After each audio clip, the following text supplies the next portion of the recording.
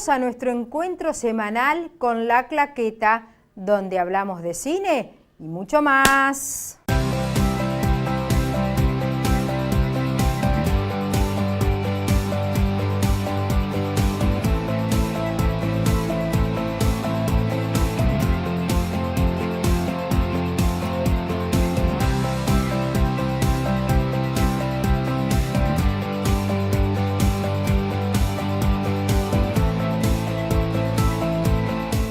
En OCA sabemos que dentro de cada paquete existe un anhelo, un proyecto que entregar.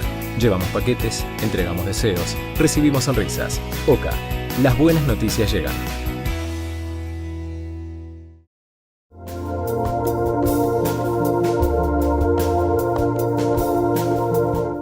Comenzamos este primer bloque con lo que se queda en el MEC La Palma y los estrenos.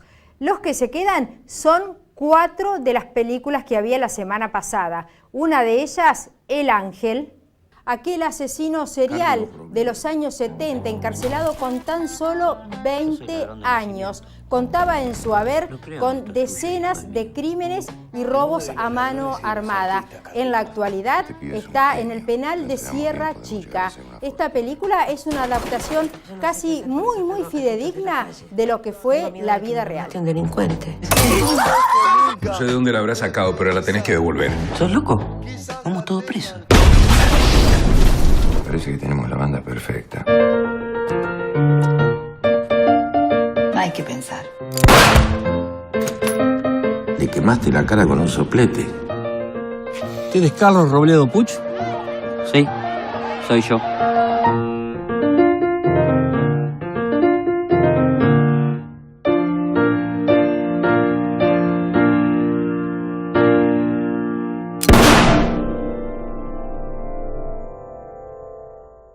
Próxima permanencia, Hotel Transilvania 3, donde Drac, convencido por su hija, debe cerrar el hotel por vacaciones, darle vacaciones a todos los empleados y a todos sus amigos y embarcarse en un crucero. Y en ese crucero va a encontrar el amor, pero la verdad que le depara otra cosa. Dime, ¿a dónde vamos?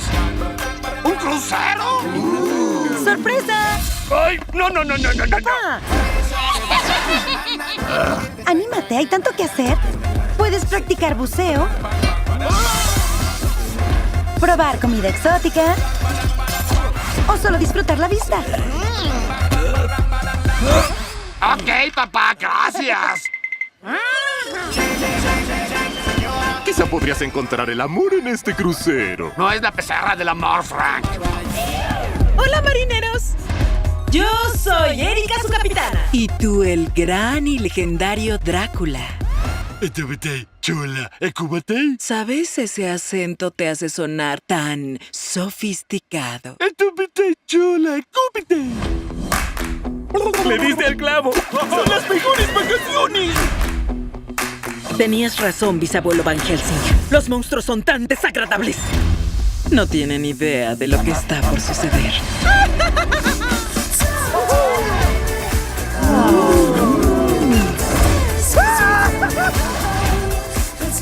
Todo va viento en popa. Esa mujer no me gusta nada. La comida aquí está para morirse. Ay, creo que tenía ajo ese guacamole. ¿Eso es mortal para ti? ¿Fuiste tú?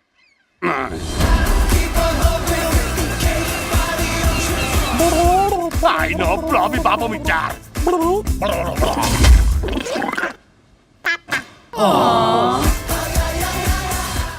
Megalodón, una película de acción, de suspenso, que en un lugar muy profundo del planeta, todavía más hondo que las propias fosas marinas, un grupo de investigadores se encuentra realizando una expedición como parte de un programa internacional de vigilancia submarina. Después de que su sumergible fuese atajado por una gigantesca criatura que se creía extinta, la tripulación se ha quedado atrapada en el interior del averiado submarino.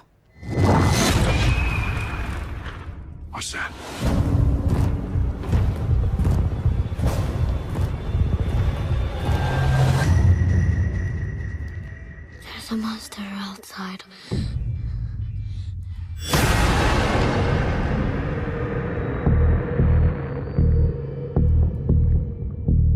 What you people discovered is bigger than we ever thought possible. How big is that thing? It was the largest shark that ever existed. A living fossil. Thought to have been extinct for over 2 million years. Wrong.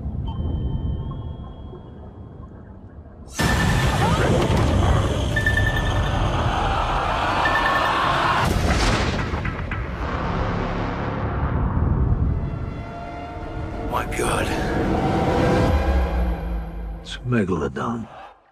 He's kidding, right?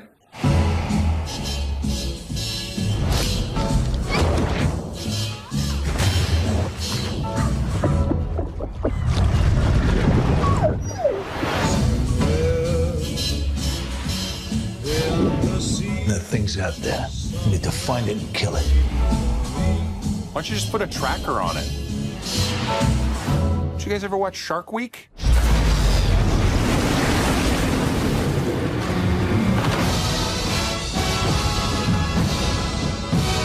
He looks heroic, but he's kind of got a negative attitude.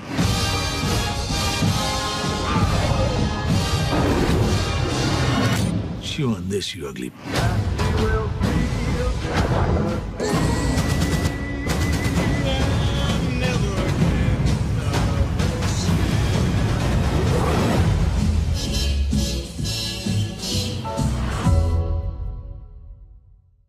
Y por último, mi obra maestra.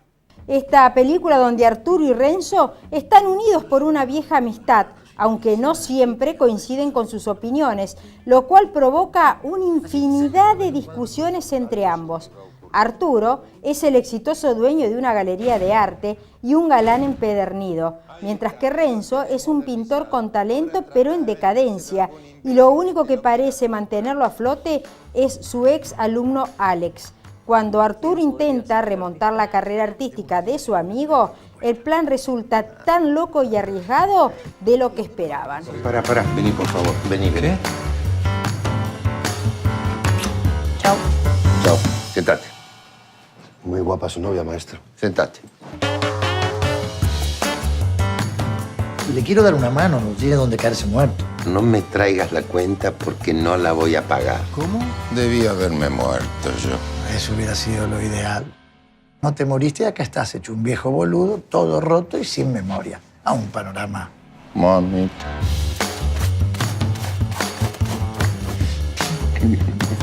Mira esta mujer, la de negro. ¿Te resulta atractiva? No. Fue tu mujer durante 20 años. Yo tengo toda su obra en mi galería, absolutamente todo. Si se muere, los precios van a subir como locos. Apareció obra en la casa de una tía que vivió durante 10 años en la década del 80. Así que vendele todo lo que después reponemos. Vamos. Es un sorete. No. 1980 y cuánto decís vos? Y 4, ponele.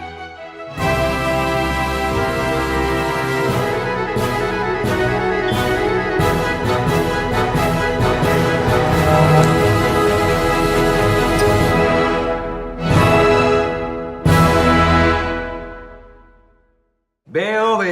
¡Salga de acá! ¡Salga de acá!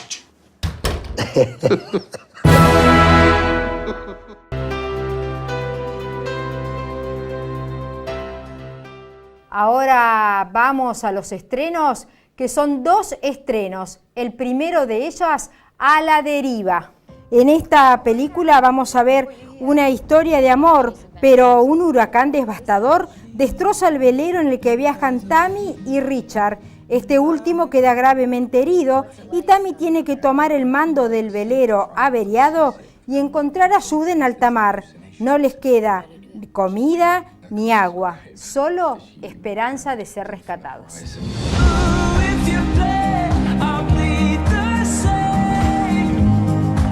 How would you like to sail the Hosanna to California for us? What do you think? I think 1,000 miles is insane. I'm not going anywhere without you. Come sail with me.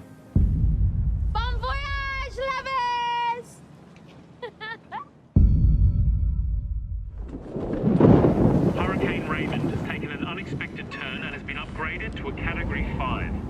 sure everything's secure. Don't worry.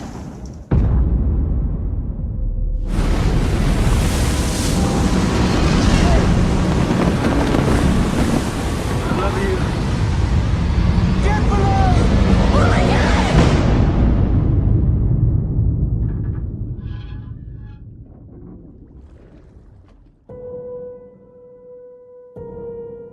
Richard! Richard! It's gonna be okay. I'm gonna take care of you. We're thousands of miles from land. We're not in any flight paths. That's like a 1,500 square mile search area. A needle in a blue haystack. Is anybody there? My ribs are broken. My legs shattered. I'm dead weight. I've been sailed to Hawaii. It's like a 2,000-mile shot at a moving target. If you miss Hawaii, If we miss Hawaii, we die. I can't do this. you can do anything you put your mind to.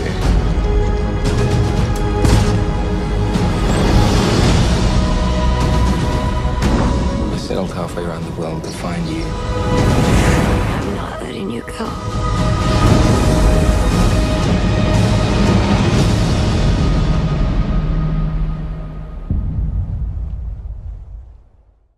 Próximo estreno, La Quietud.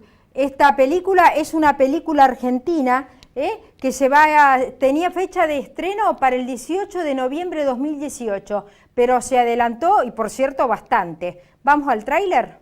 En esta película vamos a encontrar a Berenice Bejo, Martina Guzmán, Joaquín Furriel. Es de un género dramático, es de Pablo Trapero, la dirección. La trama de esta película es que Eugenia, que tras 15 años de estar viviendo en París, regresa a la finca La Quietud después de que su padre sea hospitalizado, para reencontrarse con su hermana Mía, con quien guardaba una estrecha relación, y su madre. Juntas de nuevo, se verán obligadas a hacer frente a antiguos traumas y rencores ocultos. Celosos, intrigas amenazarán la relación fraternal que llegó a superar la distancia y el duro trato que tenía con sus padres. Y quiero estar con vos, quiero que estemos juntos, Eugenia. Mi amor, qué lindo. Un nieto por fin. Gracias, mi amor. Pero qué alegría. Esta gente no tiene respeto por nada. No sabe este fiscal que gracias a él mi marido tuvo una CB.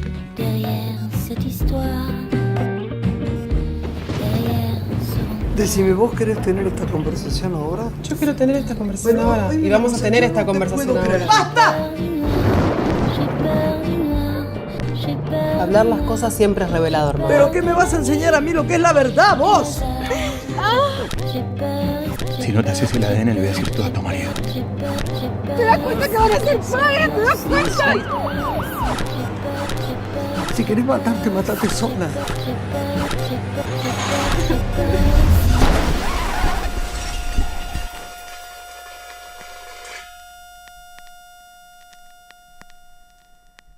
Llegamos así al final de este primer bloque y cuando regresemos vamos a ir al informe y luego la claqueta retro de esta semana.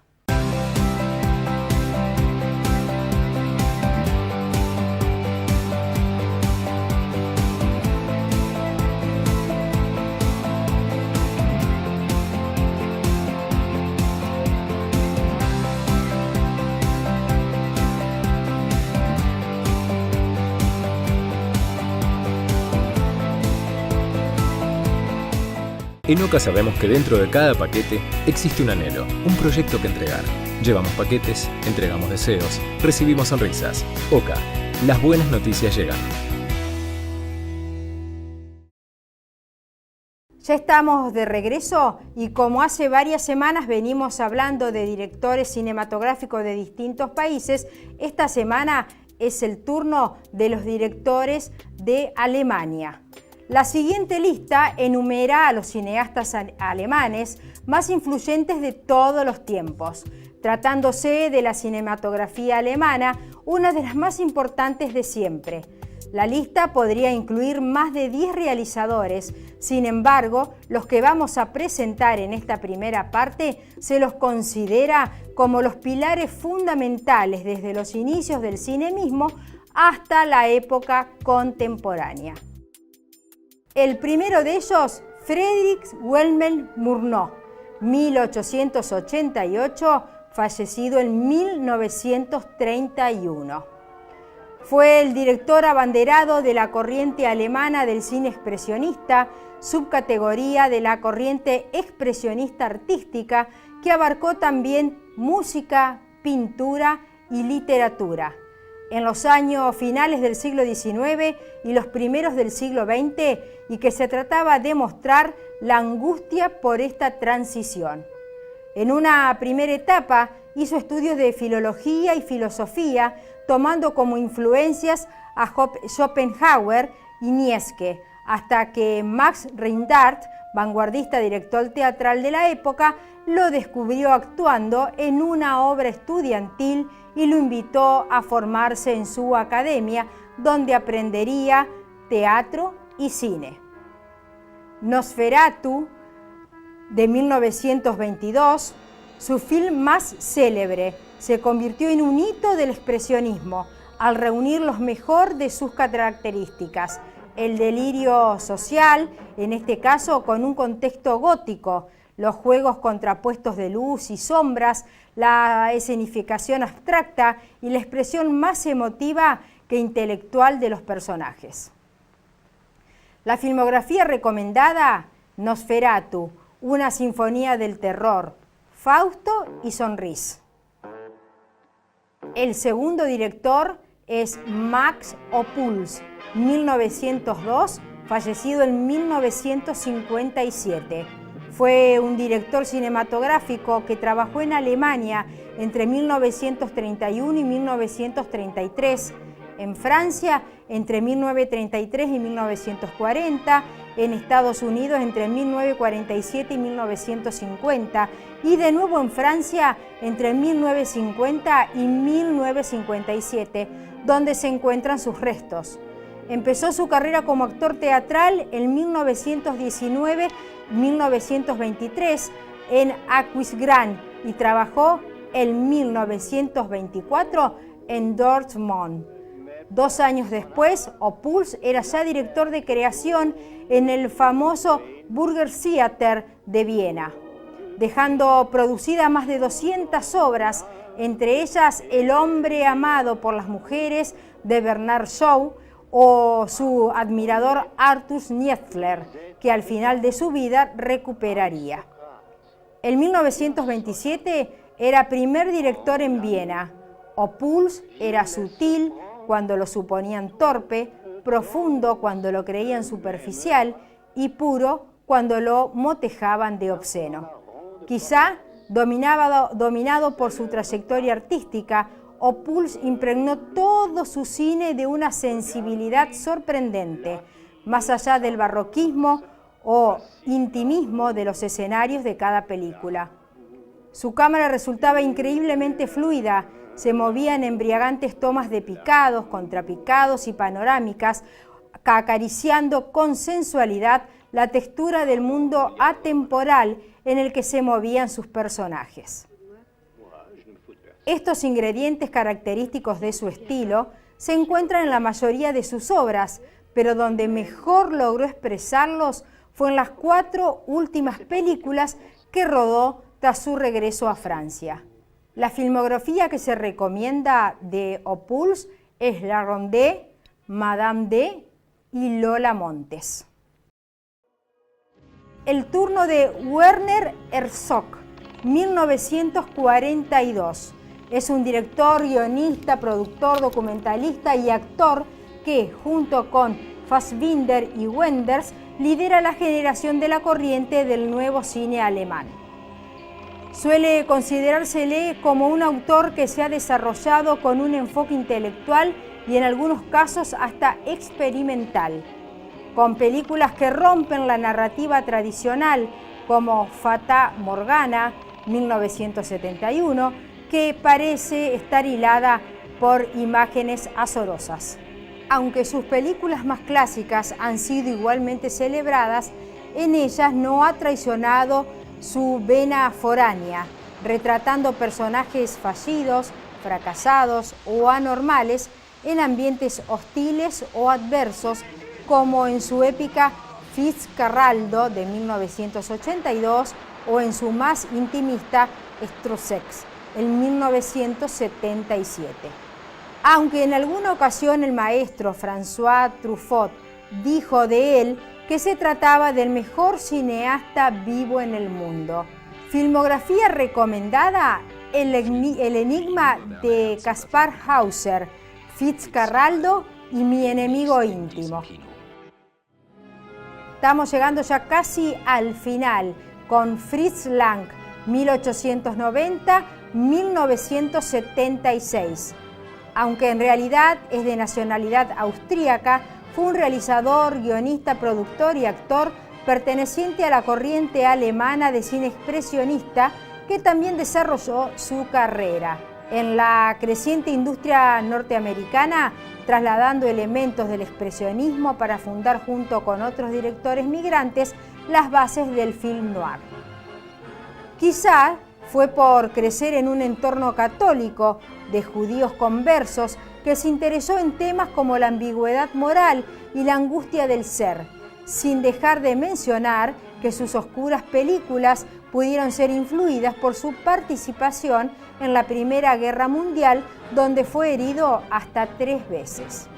Son 2 las películas reconocidas, no solo como sus obras maestras personales, sino del cine mundial. Metrópolis, de 1927, una colosal cinta de ciencia ficción distópica, siendo la película más cara hasta aquella fecha y que hoy es una de las 3 películas consideradas Patrimonio de la Humanidad por la UNESCO. Y la película M, de 1931, que algunos citan como el primer trabajo no oficial. Filmografía recomendada: Metrópolis, M, El vampiro de Düsseldorf y Dr. Masur der Spiel. Llegamos al último de estos directores alemanes de esta semana y es el turno de una mujer, Leni Riefenstahl, 1902, fallecida en 2003. Fue una actriz, fotógrafa y cineasta alemana, célebre por sus producciones propagandísticas del régimen de la Alemania nazi. Nacida en el seno de una familia luterana protestante, se crió junto a su hermano Heinz, quien más tarde murió en la Segunda Guerra Mundial. Una artista y nadadora talentosa, se interesó en el baile durante su infancia, tomando clases de baile y participando en interpretaciones por toda Europa. Después de ver un cartel promocional de la película de 1924, La montaña del destino, se sintió inspirada en trabajar como actriz, pero fue la película de Eisenstein, El acorazado Potemkin, la que le hizo decidir dedicar su vida al cine. En la década de 1930 dirigió El triunfo de la voluntad y Olimpia, por la que recibió aclamación mundial. Críticos consideran que son 2 de las películas propagandísticas más impresionantes y técnicamente innovadoras que jamás se hayan hecho. Pero su participación en Triumphs des Willens dañaría significativamente su carrera y reputación después de la guerra.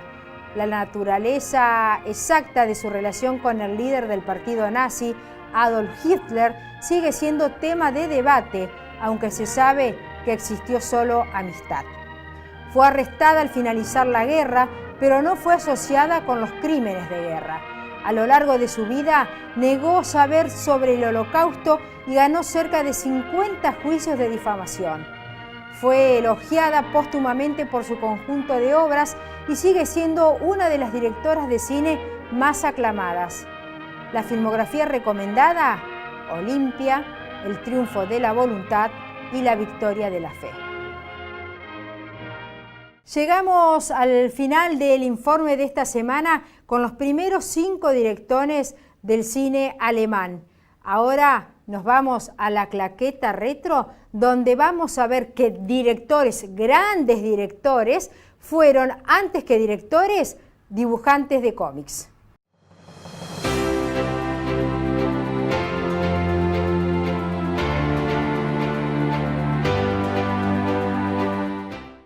David Lynch, Terry Gilliam y Tim Burton, entre otros directores de cine, comenzaron su carrera con un lápiz y un puñado de papeles. Aunque no lo crean, estos primeros trabajos están llenos de anécdotas y dramas personales, pequeños y grandes, reconvertidos en fantasías. Fellini, poco antes de la Segunda Guerra Mundial, Federico Fellini ya dibujaba tiras cómicas para los periódicos. Estos trabajos tenían argumentos de fantasía que partían de historias personales, como la bomba atómica. Cuando el conflicto impidió la llegada de cómics de Estados Unidos, la distribuidora italiana de Flash Gordon contrató a Fellini como guionista.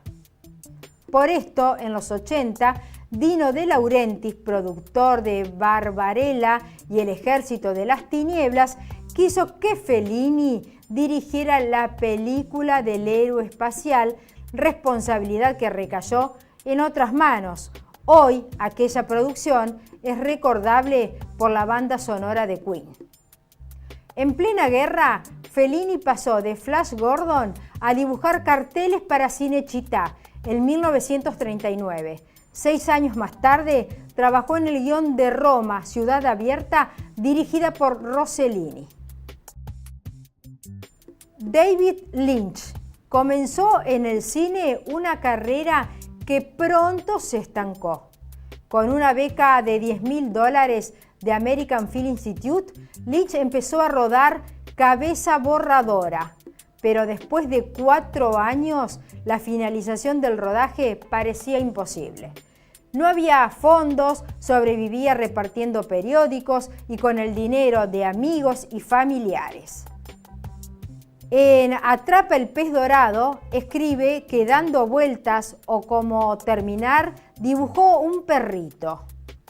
Parecía enfadado y empecé a mirarlo y a pensar en él y a preguntarme por qué estaría enfadado. Entonces dibujé una tira de 4 viñetas en el que el perro no se movía. En aquellos momentos, Lynch tenía cerca de 30 años y se consideraba un fracasado. La causa del enfado era el entorno. El perro oye sonidos provenientes de la casa. Lynch dibujó bocadillos de lo que se hablarían en casa. Presentó la idea al diario Weekly y así comenzó las desventuras del perro más enojado del mundo durante 9 años.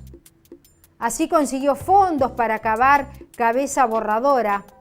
Mantuvo la tira cómica hasta el estreno de la primera temporada de Twin Peaks. Llegamos al momento de Tim Burton. Con 15 años, el director de Beetlejuice ganó un premio local con este dibujo. Era ya 1973. Burton era un adolescente que se sentía extraño en la pequeña localidad de Burbank. La imaginación era su vía de escape. 3 años más tarde escribió el dibujo de Science League. Burton envió los trabajos a Disney, pero el estudio rechazó la propuesta. Disney se fijaría en un Burton años después, cuando el director ingresó como estudiante en el Instituto de Artes de California, patrocinado por la empresa del ratón Mickey. Brenda Chapman creó a la princesa Mérida de Valiente, la dibujó, escribió el guión de sus aventuras y dirigió la película hasta que Disney la sustituyó por Marx Andrew para acelerar la producción. En el cambio, Mérida perdió matices, para amoldarse a Disney. Era la segunda película de animación de Chapman dirigía. La primera fue El Príncipe de Egipto. Con este trabajo, Chapman se convirtió en la primera mujer en dirigir una película para un gran estudio. ¿Cómo llegó Brenda Chapman aquí? Con un lápiz y un puñado de folios. Cuando Chapman cumplió 15 años, presentó un cuaderno de dibujos a Disney. En estos trabajos iniciales estaba el germen de Mérida. Recibió una carta. Vuelve a escribirnos cuando tengas 18. Chapman buscó otro camino. Al igual que Tim Burton, ingresó en la Institute Art de California. Su primer trabajo profesional fue como dibujante en ¿Quién engañó a Roger Rabbit? Como vemos, los caminos de la creatividad son inescrutables, pero en todos los casos, la carrera comienza con la verdad interior. Las frustraciones, los demonios, las filias y fobias o el afán escapista están presentes en los trazos de cada dibujante. ¿Quién diría, no?, que antes de ser grandes directores que vemos sus películas en la pantalla grande, hayan sido dibujantes de cómics y hayan pasado por todo lo que pasaron, porque uno cree que directamente llegaron a directores, pero bueno, hoy vimos todo lo que tuvieron que vivir antes de ser lo que son hoy. Ahora les quería decir de que esta semana recuerden que hoy miércoles, todo el día y cada miércoles pueden ver las películas a 90 pesos en el MEC La Palma, que toda la información cultural de San Pedro y la región la ves en ¿dónde? En nortebonaerense.com.ar, cliqueando en ocio. Nos vemos la semana próxima.